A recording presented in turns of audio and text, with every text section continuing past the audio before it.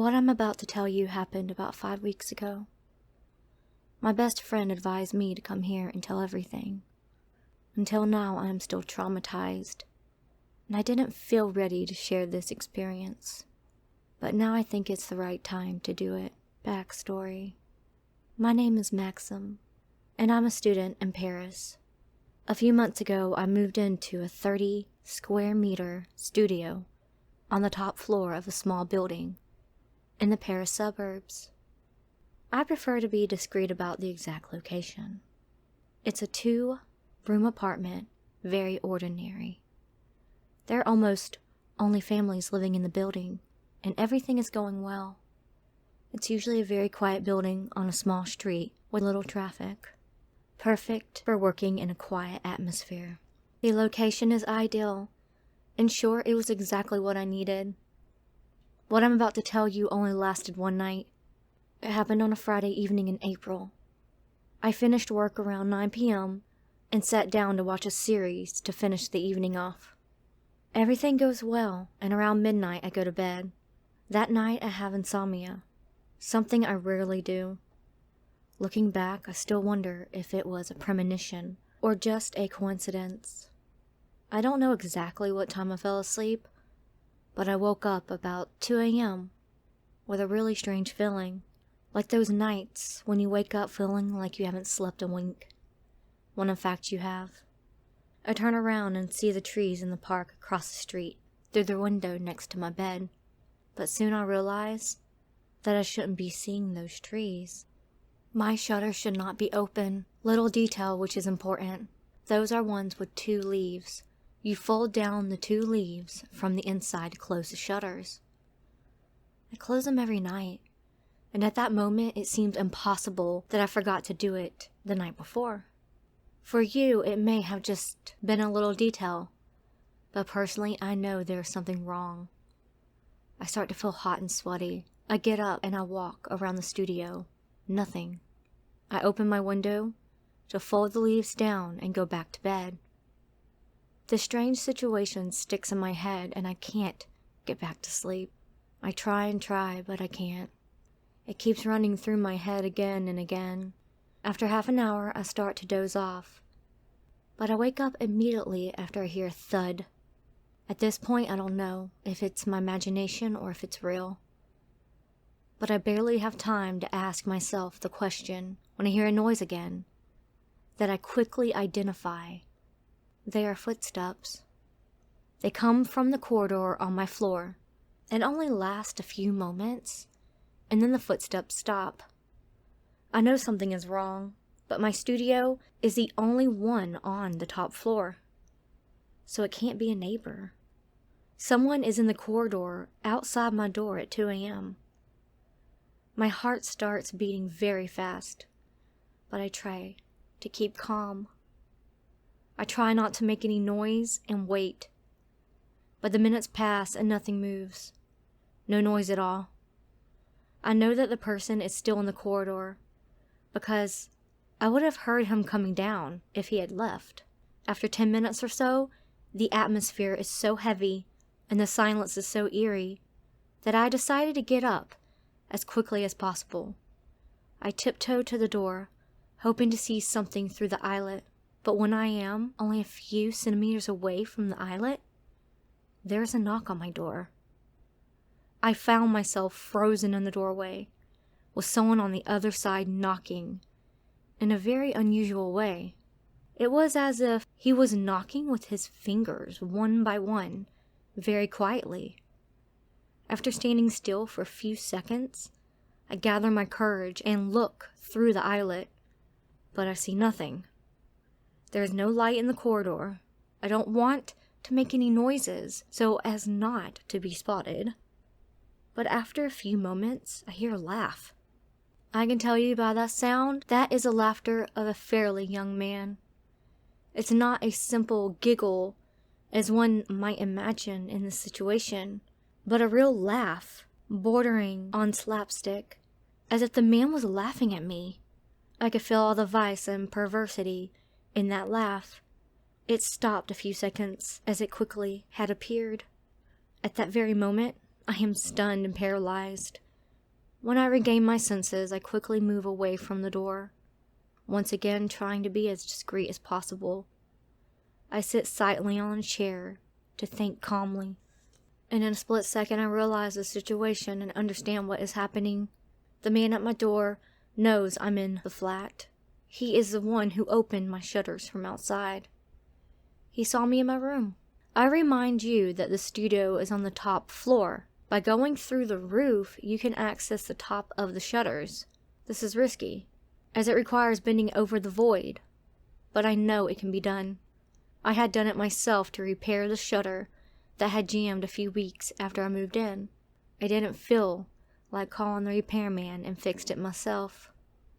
By going through the roof and leaning very slightly over the window, it is very easy to access the top of the leaves from the outside.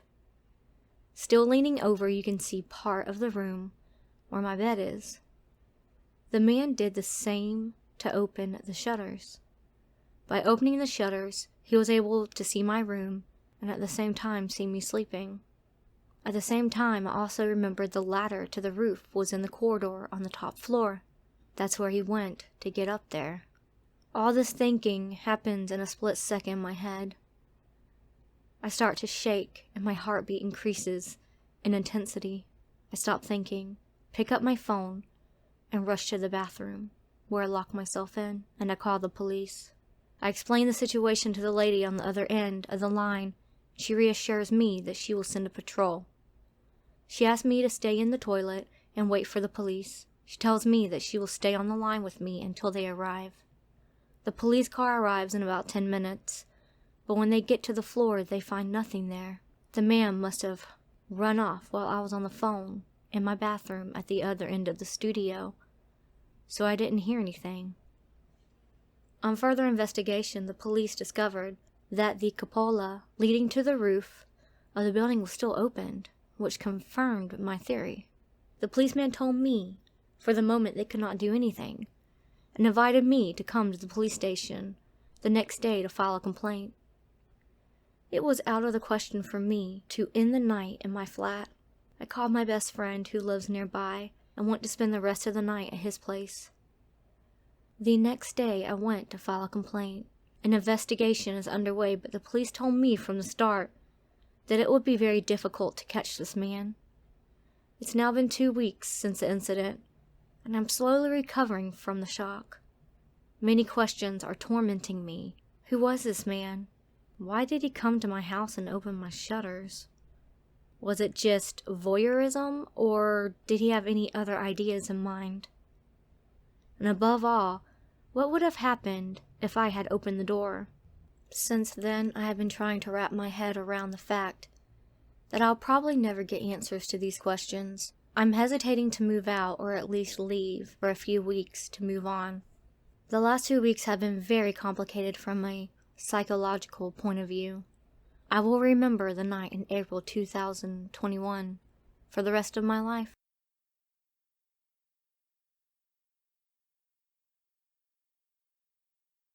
I live in Tennessee, and this happened back in early February to March of this year. I live near a place called Red Rash. Before I begin the story, Red Rash is a long stretch of road with railroad tracks, lumber depositing, and old mines, and it's known to be haunted, which I don't believe in ghosts.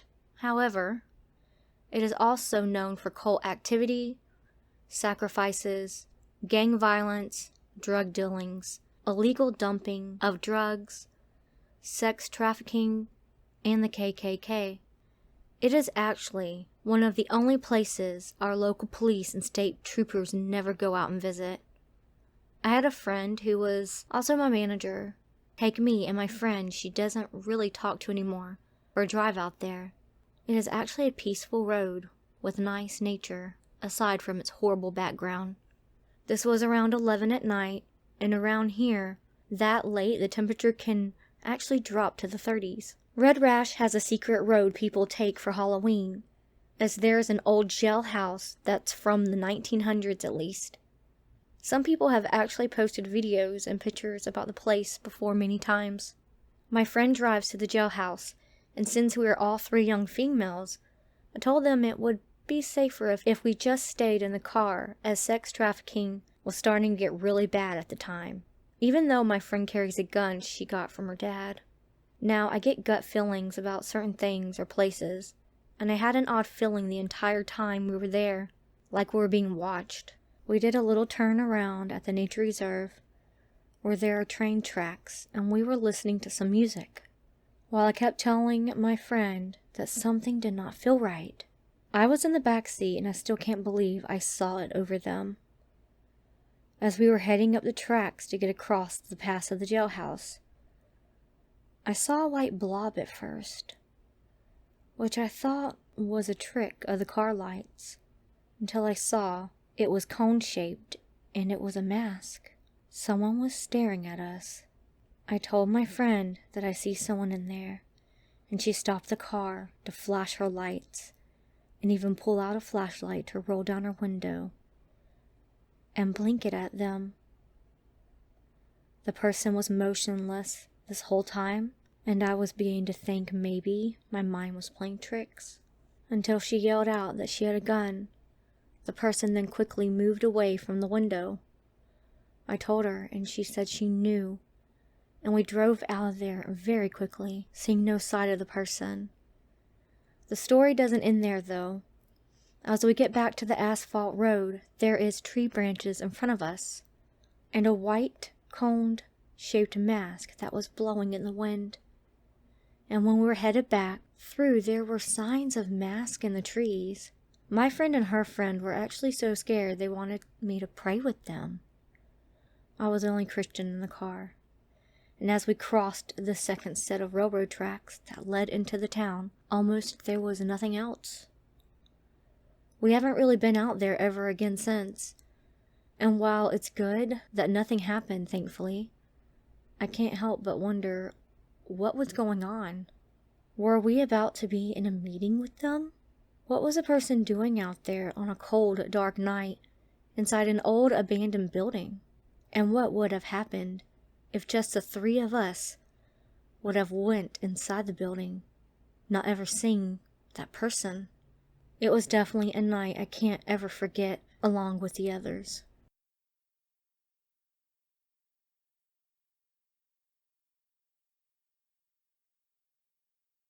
I should probably mention from the start that I work night shift. I sit one-on-one with patients at a hospital. When I was getting ready for work tonight, I had this weird feeling in the pit of my stomach, as if something creepy was about to happen, or I was about to be in danger. The feeling was strong enough that I almost decided to call out from work, worried that I might end up getting assaulted at work. I came within literal inches of being assaulted at work early last week. I decided to try going to work just in case I was wrong. When I walked up to the front door of my apartment building, I saw that there was someone standing at the bottom of the few stairs that led up to the door, staring very intently at the door. I opened the door and walked out, asking who she was looking for. She stood there staring, but didn't say anything. I took the first couple of steps down and asked her what she was doing there, but she still just stood there staring, not saying anything.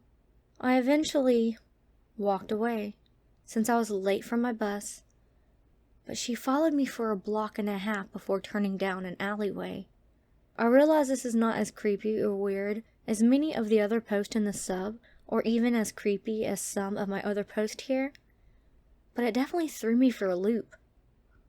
I have no idea what she wanted, or why she was standing there staring at my building, nor do I have any idea why she followed me when I walked away.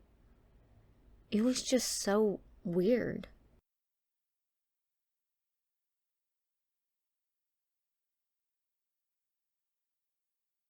So this isn't super scary, it's more funny looking back.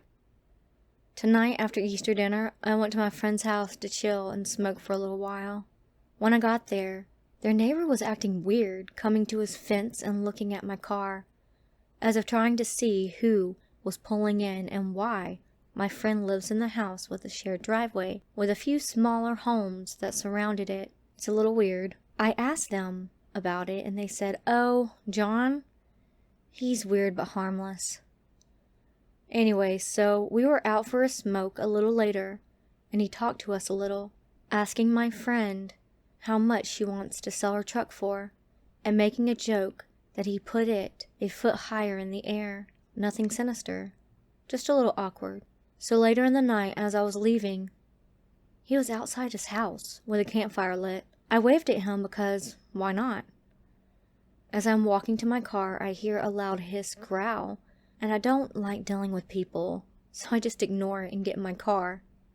He then says, "Damn, you have nerves of steel. I would have shit myself." Anyway, it's pretty funny looking back, especially since my friend's door was literally 10 feet away. So what exactly could have happened?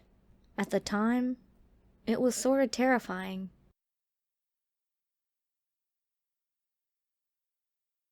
So I'm unsure when exactly I caught the attention of this guy. I'd say mid to late 20s looking. Can't say much more about how he looked aside from generic. But I first noticed he was being suspicious when I decided to change sides of the train. As a foreigner in Japan, I have an awful habit of sitting in the corner where possible rather than having folks sit on either side of me. On the opposite side of the carriage, someone got off, and I moved to take their seat. As I did, someone else on that side stood up and appeared to be getting off at this stop at first. However, as they noticed me sit down, then spun around to sit on the other side again, my old seat essentially. Well, that was odd. I decided to test their reaction once more. A few stops later, I got up and walked all the way to the door at the end of the carriage, then stood at the side of it pretending to read the pricing information.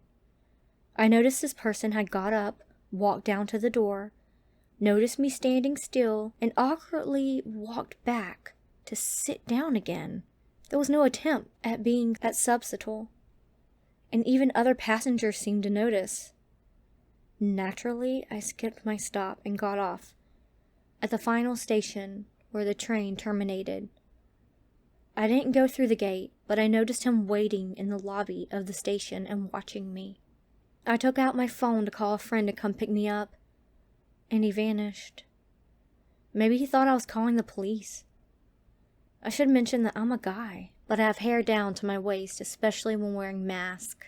I have been mistaken for a woman more times than I can count in Japan. It was a very weird experience, all in. I hope that creep doesn't go after anyone else.